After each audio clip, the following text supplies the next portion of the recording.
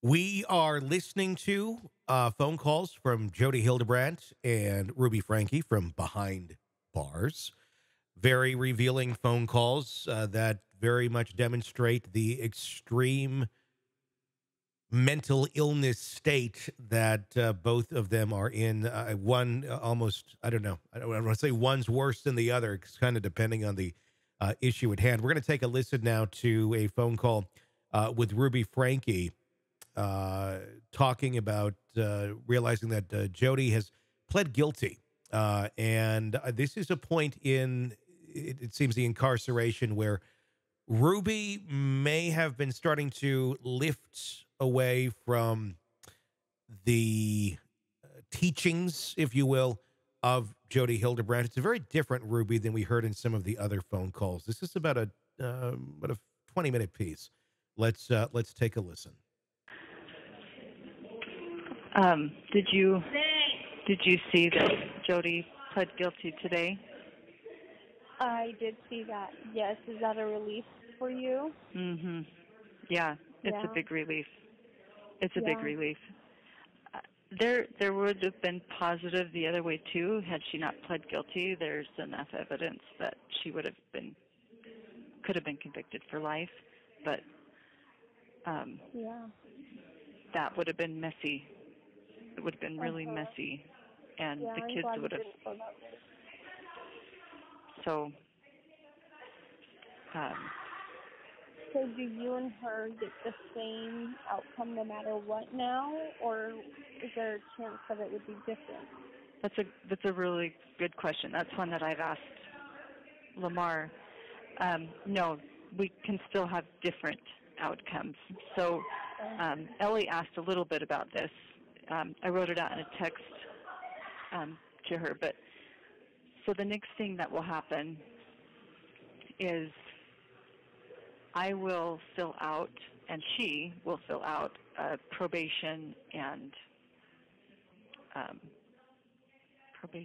there's another P,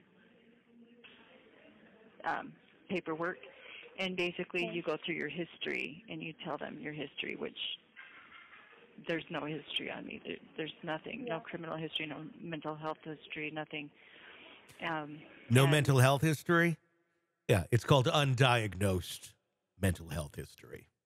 I'm also hiring a professional to do a mental health evaluation, just to say she's good, like there's no mental health problem.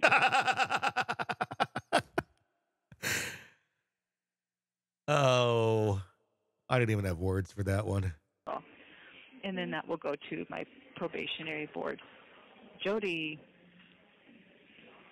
she can lie on her paperwork, and she probably will. I don't think she's going to give them her history. But I think in the interview it's going to be apparent that she's mentally ill. From one mentally ill person to another.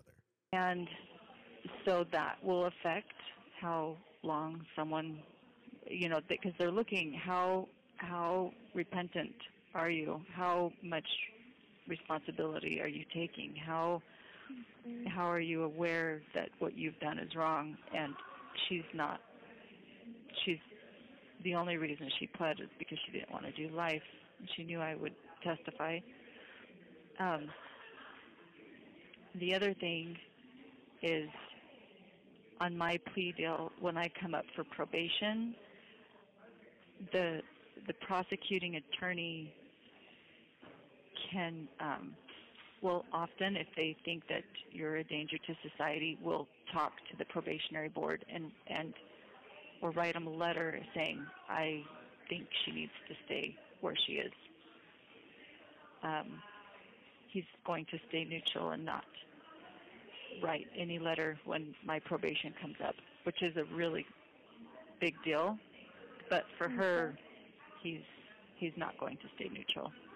So we can come up to probation, and I can get off on probation, and she may not. So what does probation look like? Like, what does that all entail? It can look like several different things. I think. I'm still learning about this, and I think I never realized how complicated it is. I always thought you pled guilty and they tell you how long you're in. Yeah, there's a lot of terminology to know. Yeah, and you know, half of the stuff that is said goes over my head, and then I have to go, you know, I come back and I ask the girls here, I'm like, what does this mean? What does this mean? Yeah. But probation could look like going home. Like, you could go home. Sometimes, you know, it might look like going home with restrictions, like you can go home, but you need to live with somebody who's responsible and you can't be around certain people. Like, they may say you could go home if your parents agree to house you, but you can't go home to where your kids are living. It could look like something like that. Okay. Or it could look like something where I have an ankle monitor. Or it could look like you can go home if you pay a $10,000 fine. Or maybe it could look like instead of serving the rest of your time, we'll give you some good time and you can go home in half the time. Or so I think that getting off on probation, I think looks like there's several different ways that could happen. Oh, I see. That's good to know. Yeah. And is that usually after you've already served some time then? Say that one more time. That's after you have served some time? Yeah. Yeah.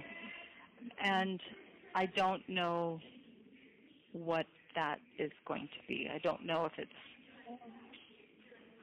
One of the girls said that it would be for me 6 months, but I've also heard it could be 4 years, and some people serve several years before they ever see their probation board. So I'm really still, I mean, I could be in there 4 years, I could be in there 30. Like, I really don't know. Yeah. And that will come in February? On February 20th. Okay. Yeah. And the news that I saw today, Jodi's sentence hearing is also February 20th. So I'm going to make a request that we be transferred in 2 different vans. I don't think they're going to accommodate that. Oh, do they? Okay, I see. Yeah, when I went to the courthouse last week, what they do, they did this when they transported me to Utah County as well. They pull all the girls. There's only 2 housing here for girls. There's not very many girls here, but there's many for the men. And so they take the girls. I want to point this out. This is interesting because on a previous phone call, she was talking about being a good girl and that she's not naughty, referring to the crimes. That's in a previous video and audio podcast. It's interesting that she's referring to a women's prison as the girls, and then the men are the men. No, she's not like using the term boys over there. The girls. As if they're all children. It makes me think that there's something in Ruby's mind that operates on the level that she believes she's a girl, like a little girl, not a woman, not an adult that could face true consequences for their actions. Saying terms like I said, I'm not a naughty girl. And the girls, it's just an interesting note on this whole thing. And they put them in a cell together, in a holding cell, to wait, and then they get all the men together, and they put all the men in the cells, and then they start putting on the ankle bracelets and the chains and the everything on the men while you're sitting in the cell with these women you're going to the court with for an hour, and you're sitting with them, And then they pull the girls out and they line you up, and then they put the shackles on you, and then they take the men out to the van, the men's van, and then they take the women out to the women's van. And then you drive to the courthouse together. And then they take you out. How far away is your place from the courthouse there in St. George? 30 minutes, 40 minutes. Okay. And then you sit in a cell at the court. So if someone's hearing's at 9, this is what happened to me. There was a girl that went with me, and her hearing was at 9, but mine wasn't until 11. So she went in, and she had like a 5-minute hearing. And then we sat in the cell and talked for 2 hours until it was my turn. And then we rode back together. So you pretty much spend several hours together, whoever's going to the court that day with you. Interesting. So that means on February 20th, it would be you and her going together. Yeah. Okay. Yeah. When was the last time you talked to her? Was it that day? It was when we were arrested. Okay. Yeah. I left early in the morning to go to a dentist appointment with Julie. We left at like 3 in the morning, and she called me sometime in the morning, and so I went back down. But when I got to the house, I mean, it looked like the movies. There was a red fire truck, there was a black van with tinted windows, there were 2 ambulances, there were 20 cop cars. I mean, it was. Did you just sit in your car? No, I pulled up and found a spot to park. She lives on a cul-de-sac. I parked in the cul-de-sac, and I walked up, and the driveway was just full of cops, and I just walked up to the cops, and they said, "Are you the mother?" And I nodded my head, and so they took me and put me in the casita, and I sat there for a couple hours. I just sat there, and then they were finishing looking through the house and stuff, I think, and some of the guys were coming in and out with pizza, and so I think Eve was still there because the ambulance car was there. I was eating pizza with the police, and then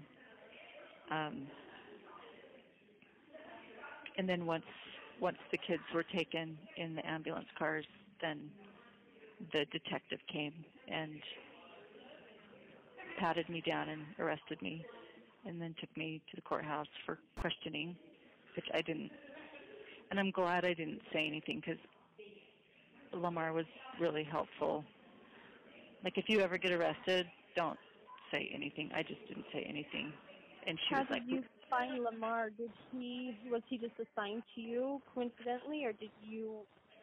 So she has an attorney that she's used for connections, and I called him and no one answered, but then she called him, and he said, "I only do like business law, I don't do criminal law, but here's a number of 2 people who do that I would highly recommend."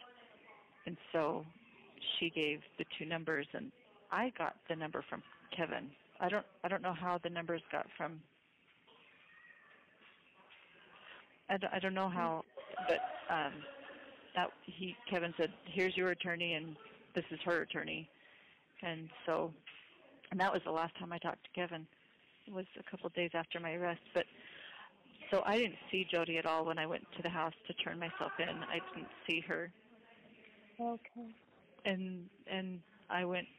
They took me to the courthouse, and the detective was like, "I've got all night. We can talk all night." And I didn't say anything. I just said I want an attorney. So I could hear Kevin in the hallway talking, and then he left. And when they took me out of the room, they took me outside and cuffed me and said, again, they cuffed me again and then they told me you're under arrest and then they told me two of the charges, and then they had me get in the patrol car, and that's when I saw Jodi. I saw Jodi was also in the patrol car, and she had surgery on her shoulder. She couldn't put her hands behind her back, so then they pulled her out and changed up the way they arrested her so she could drive with her hands in front of her. And then we had about a 45-minute drive to the jail. And that was the last time I spoke to her. We were in the back. And we didn't say a whole lot. I mean, we talked the whole time, but I don't remember really saying a whole lot. We sang hummed a couple hymns, and she hummed a couple hymns. She was still justifying the whole time. She's like, "Don't worry, we'll have our day in court." And then when we were booked in, they put us in separate cells, and we've been in separate cells ever since. Notice how she plays it. Again, it's kind of revisionist history that she's doing of she was still justifying it. She was still justifying it. Well, you were justifying it too, Ruby. You continue to justify it in several phone calls after all of this took place. It wasn't like you suddenly had this moment of clarity upon being arrested. You continued to go down the road of poor, persecuted Ruby. Yeah. So, do you hate talking about that kind of stuff? Does it trigger anything, or is it just? No, I don't. I think it's. No, I don't mind talking about it. It's maybe good for me to talk about it. I don't know if you like talking about it. I was just wondering if it triggered anything. But if you're doing okay mentally, and then that's okay. Yeah. Okay. Yeah, it's. I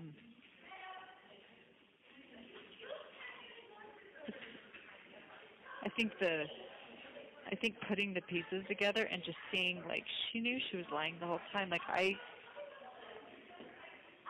and it's embarrassing too to like repeat.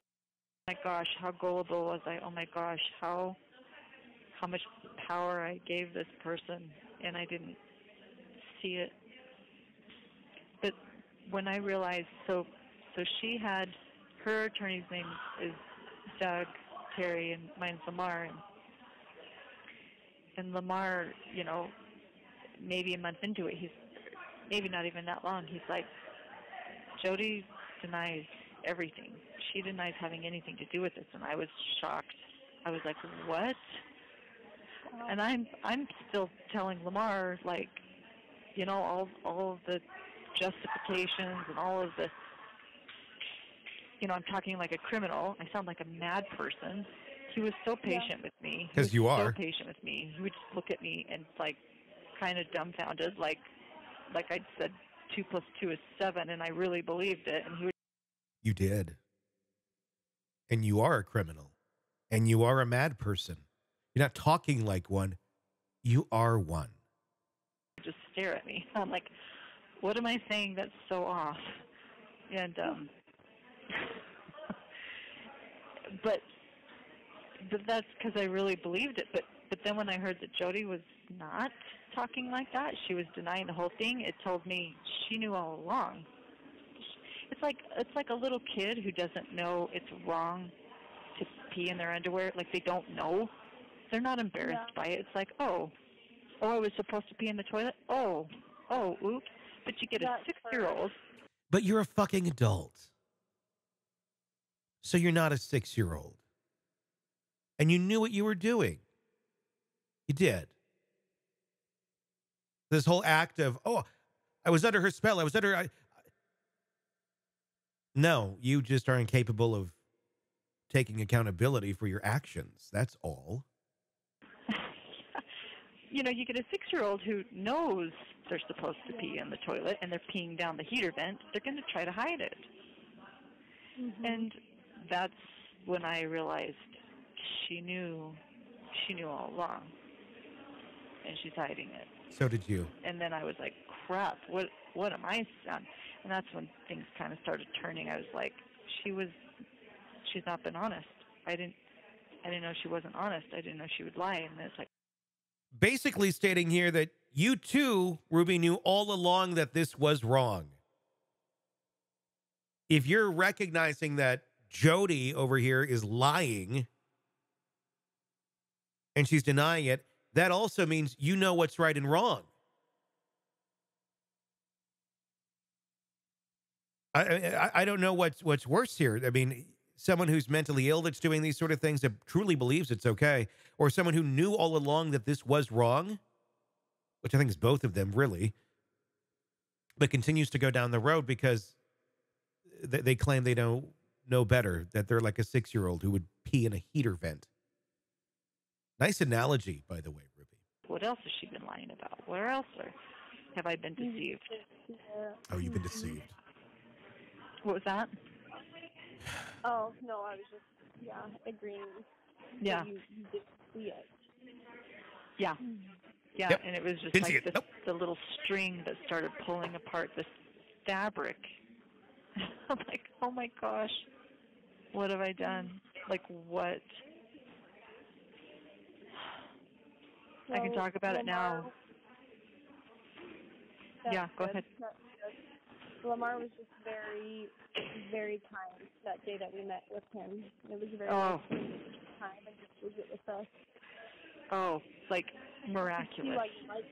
Yeah, he and his wife. Mhm.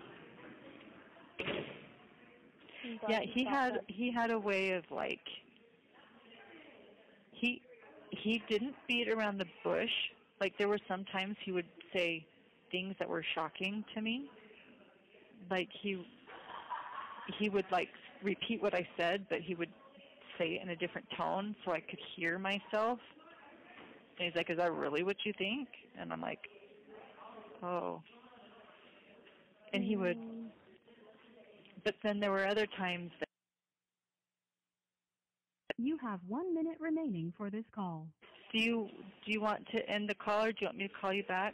How do you want to? We can end for today, and then Okay. we can always talk again. So Yeah. I'm just really glad that he's there to kind of help you through it, and Mhm. Yeah. Well, that first night I was in the jail, I just felt really strongly like I'm sending you help. Help is coming. yeah. And I just felt like that was Lamar, and he's been very, very helpful. I'm grateful for him. Well, that's what we've all been praying for this whole time. So I'm Mhm. glad that even it's a different kind of help, but I'm glad it's finally here. Me too. Me too. I'll take it. Like I hate this, but I'm taking it. Of course. Of course. Yeah. It was good to talk to you. You have exceeded the allowable time for this call. Goodbye. Not exactly clear who that was on the other line. I don't know if it was a family member or a counselor of some sort. It was never really quite clear. But there you go. More of the delusions of Ruby Franke from behind bars. We have all of the Ruby Franke jailhouse calls for you, and Jodi Hildebrandt calls here on the podcast and the YouTube channel, True Crime Today and the Hidden Killers podcast. If you'd like to weave your way through them as we have been. It is certainly a fascinating listen for absolutely disgusting individuals and what they are capable of doing. I'm Tony Bruschi. Press subscribe and stay with us. Hey, it's Tony Bruschi. If you like the podcast, be sure to like, subscribe, and press that bell so you don't miss any of our updates on the cases we're following for you right here at the Hidden Killers podcast from True Crime Today. And thanks